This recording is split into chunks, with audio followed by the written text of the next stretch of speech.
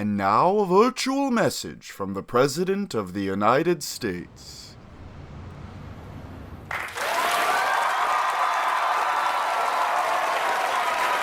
Are we live? Okay. I like this clap track. I think it's going quite well.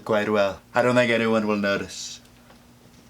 First, I'd like to thank the online community for allowing me to record my first ever YouTube address. This one's for the modern age, for the likes we've never seen before. This one is also for my son, Baron. I know you're on the web. Daddy just wanted to say hi. Stay off the bad websites. Keep it clean. Keep it clean.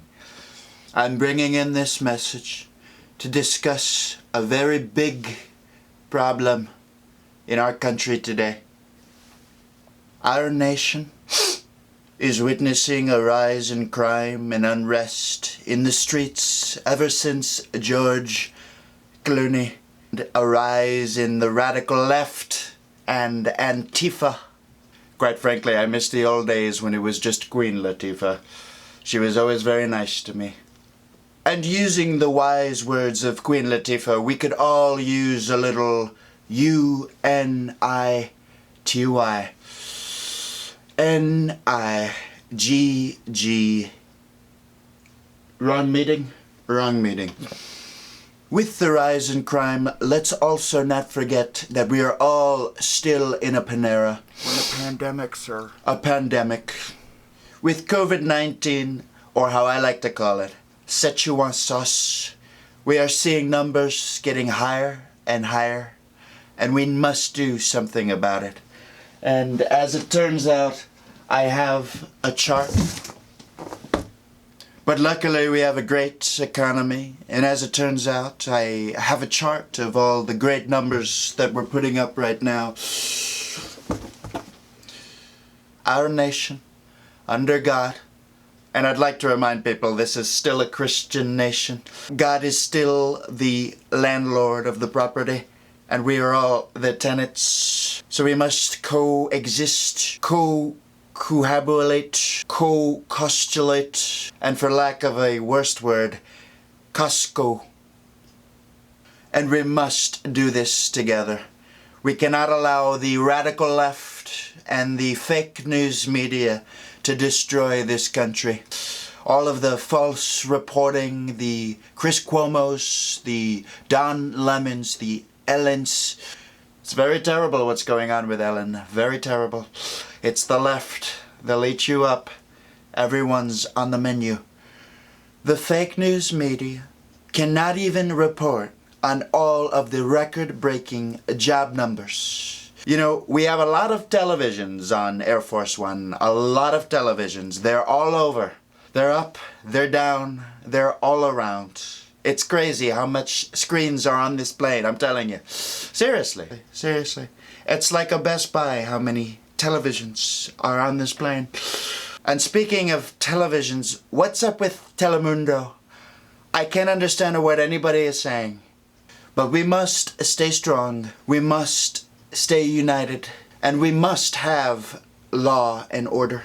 And we must, and I repeat, we must keep America great. Thank you. God bless you. And God bless the United States of America. To be an American, where at least I know I'm free. Into the light now, to the light, into the light Now I want to get right into it and discuss what we just witnessed in the past couple of conventions, more so the Democratic convention. What did you take away from the Democratic used car infomercial, as I like to call it? Well, I'm glad you described it that way, and I guess I can preface this conversation for the audience in that I didn't watch much of it. I was one of those people who knew I was going to be triggered by all of the nonsense and theater that it ends up becoming every year. And obviously we knew months earlier that it was going to be Joe Biden who was going to accept this nomination or whatever. And so I wanted to save myself the kind of platitude fest. But obviously, I think if I can take one thing away, it's that Trump has a much larger chance than I would have expected a few months ago in the beginning of a pandemic because the Democrats seem to be repeating the exact same losing strategy, and not only that, are doubling down on it. And as we'll talk about later, they've made it their priority to kind of shut our part of the party down and kind of give us a few symbolic FUs with their speaker selection and all that. And we'll get into the details, but I'm quite disappointed, but I'm not surprised. I think it's standard fare for this Democratic Party, who has made it clear that they would rather court Republicans than actually change the country for the better. Let me tell you, it was very depressing. It was, it was so like, it was a reminder to what we just experienced throughout the past year, and just, it just kept reminding you how we were stuck in this current situation. And basically, for me, we saw the failed strategy of the Democratic Party in 2016 to win by courting traditional Republican voters backfire on them. We saw that happen in 2016, and so they lost the election because they neglected Democratic voters who overwhelmingly support Medicare for all and eliminating student loan debt, and it's choosing not to include that in their platform because it would put a bad taste in Republican voters' mouths. So now we are seeing this played out again in 2020 when their entire convention is themed about getting Republican voters, which is basically what it was. And so again, they say fuck you to progressives who are increasingly becoming the majority of the base, and instead run on an infomercial straight out of a 1992 C-SPAN TV spot, So, and there's no surprise there because the Democrats have more in common with the Republican Party than they do with progressives, right? Their platform is literally curtailed towards the right than the left, which makes sense because progressives pose a threat to the Democratic Party as opposed to the Republicans, who are their favorite adversaries. And so we already see that this strategy is failing once again, since Biden and Trump are neck and neck in the polls. And I think last time I checked, they were about at a 7-point difference. So, Roei, does it surprise you at all that the Democratic Party doesn't even hide it anymore, that they're openly hostile towards progressives?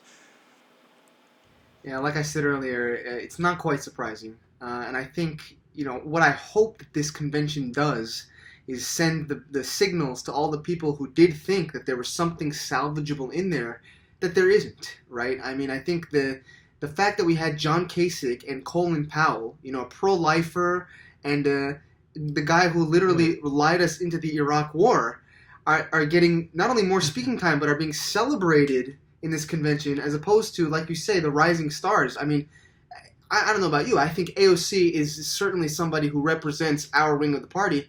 Her pre-recorded 60-second clip that she didn't even have time to talk about policy, and she kind of, I guess, symbolically said that she nominates Bernie.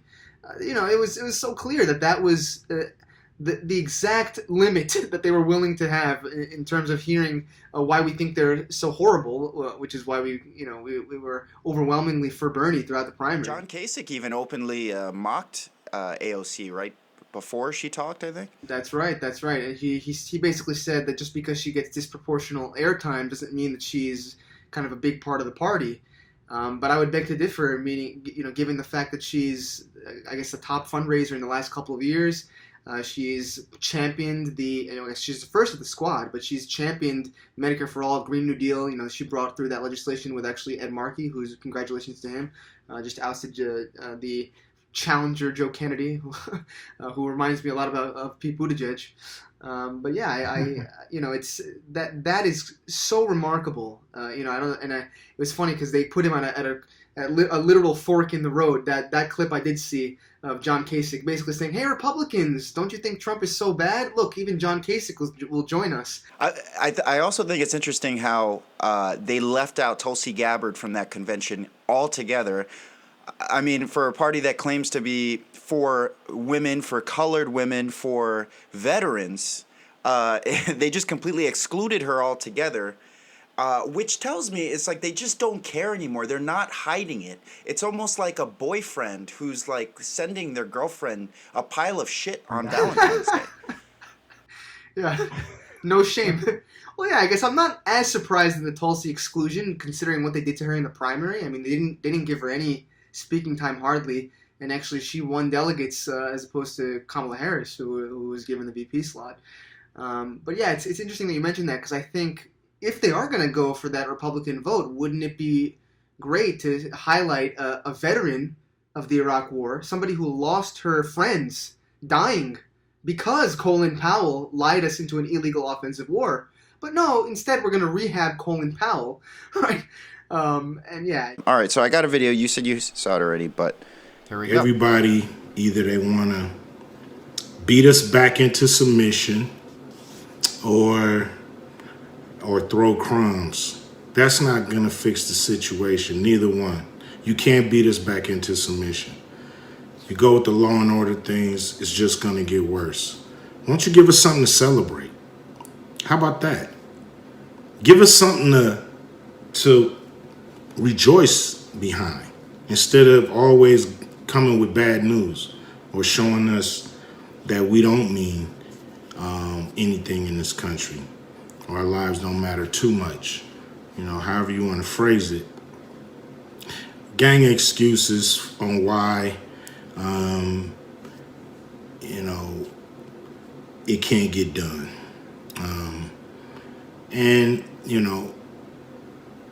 Now my people are coming at me, telling me to be cool, just tell people to vote, wait till we get in there and all this stuff. That's not gonna work. Stop being scared to ask for what we need. We have a lot of power in this election. The black vote is the vote. We have a lot of power in this election, so we can't be scared to ask for what we need and what we must have for support. I do want everybody to register to vote. But, register and be cocked and loaded, so to speak. When I say cocked and loaded, I mean with the vote, not no goddamn gun. So be ready to go in case, they do come around. But somebody going to come talk to us, man. Somebody going to give us what we want.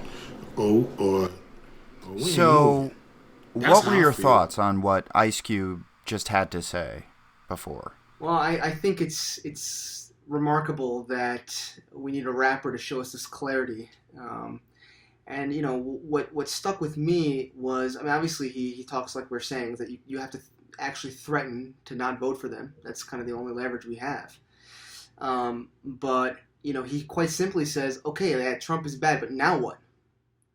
And so it's like, that is one of the most obvious things that's kind of coming out of most, not politically savvy voters. I mean, we're very much in tune. We're watching, we're paying attention, but most people out there just want to know what they're going to get if they vote for Biden. It's not that hard.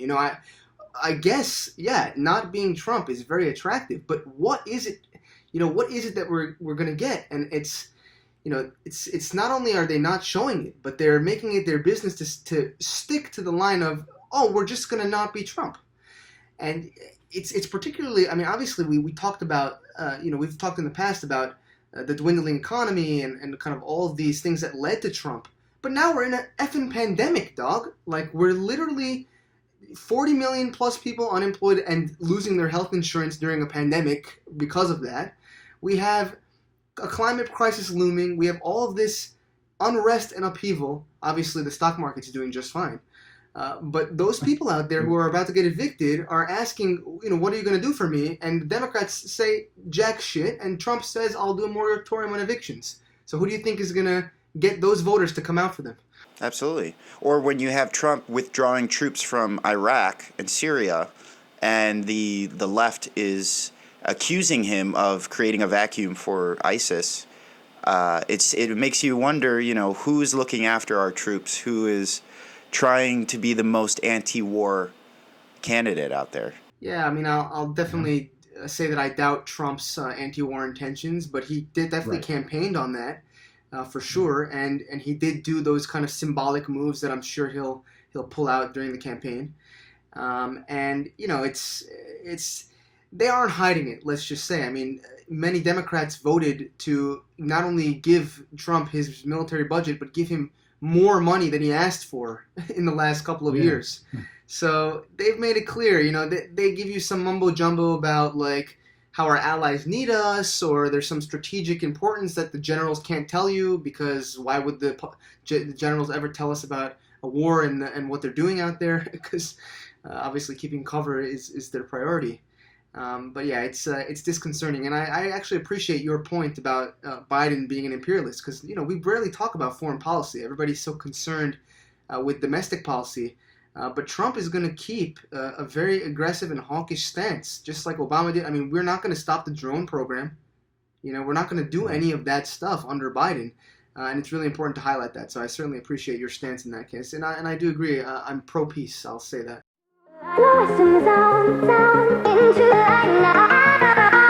If you enjoyed this content, please like and subscribe right below.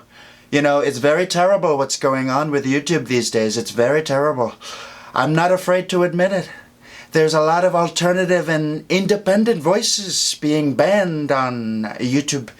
And we have to stick together. We have to support each other. So please, just like and subscribe. And have a wonderful day. A spectacular day. Thank you.